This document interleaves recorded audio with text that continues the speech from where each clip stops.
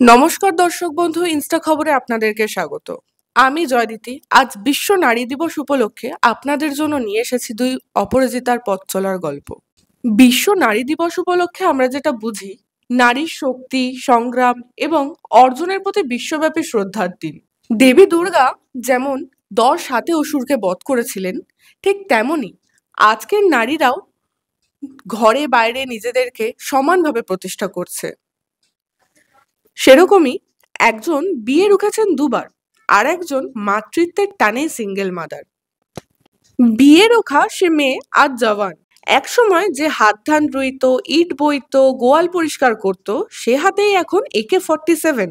বীরভূমের সিউড়ি এক ব্লকের পাথর চাপুরি উপপাড়ার বছর 29-এর চুমকি আসাম রাইফেলসের জওয়ান।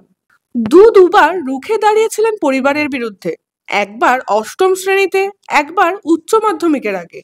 দুবারই পণ ছিল তার, আগে লেখাপড়া, তারপর বিয়ে। সে কারণে পাত্রপক্ষ বাড়িতে আসতেই তিনি পালিয়েছিলেন বাড়ি থেকে। কিন্তু স্বপ্ন ছোঁয়ার পথ মসৃণ ছিল না তার।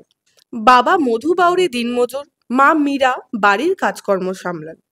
3 সন্তানের লেখাপড়ার খরচ টানা সম্ভব ছিল না বাবার পক্ষে। 3 ভাই বোনের মধ্যে বড় ছিলেন চুমকি। যখন তিনি অষ্টম শ্রেণীতে পড়তেন তখনই বিয়ে দিতে চেয়েছিল পরিবার। চুমকি মানেননি, কারণ ততদিনে পাথর চাপুরি স্কুলের খেলাধুলায় তুখোড় মেয়ে পুলিশ বা সেনায় চাকরির স্বপ্ন দেখতে শুরু করেছিলেন। পরিবারের তরফ থেকে তার ইচ্ছা শক্তিকে বারবার দমিয়ে দেওয়ার চেষ্টা করলেও চুমকি কিন্তু দমে যাননি। সিউড়ি বিদ্যাসাগর কলেজ থেকে স্নাতক ডিগ্রি পাশ করেন, সঙ্গে পুলিশ বা সেনায় যোগ দেওয়ার পরীক্ষাও দিচ্ছিলেন চুমকি। 2021 সালে আসাম রাইফেলসে চাকরি পান তিনি। প্রশিক্ষণের পরে 3 বছর নাগাল্যান্ডে ছিলেন, সদ্য জম্মু কাশ্মীরে পোস্টিং পেয়েছেন। মেয়ের এই আকাশ ছোঁয়া উন্নতিতে বাবা মাও এখন গর্বিত। তাদের আর্থিক সমস্যাও কিছুটা মিটিয়েছেন চুমকি, এবং তার সাথে সাথে বাবা মায়ের জন্য এখন বাড়িও করে দিচ্ছেন তিনি। অপরদিকে রাখি মান্ডি, সাঁওতাল পরিবারের এই কন্যা সিঙ্গেল মাদার। মা হওয়া কি মুখের কথা? কথাটা জীবন দিয়ে বুঝিয়েছেন রাখি মান্ডি। বলিউডে অভিনেত্রীদের মধ্যে সিঙ্গেল মাদারের কথা শোনা যায়, কিন্তু তাদের মতো রাখি সন্তান দত্তক নেননি।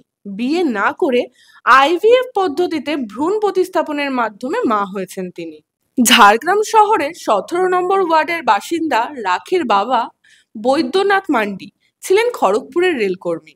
তিনিও চেয়েছিলেন আর 5টা বাবার মতো মেয়েকে লেখাপড়া শিখিয়ে বিয়ে দিয়ে তার সংসার জীবনটাকে সুন্দর করে গুছিয়ে দেবেন, কিন্তু রাখি তাতে নারাজ।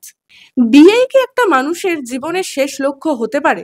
2006 সালে জামবানির বাণী বিদ্যাপীঠে শিক্ষিকা পদে যোগ দেন রাখি।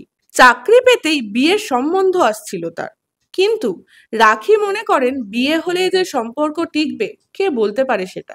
তাই বিয়ে না করার সিদ্ধান্তই তিনি নেন।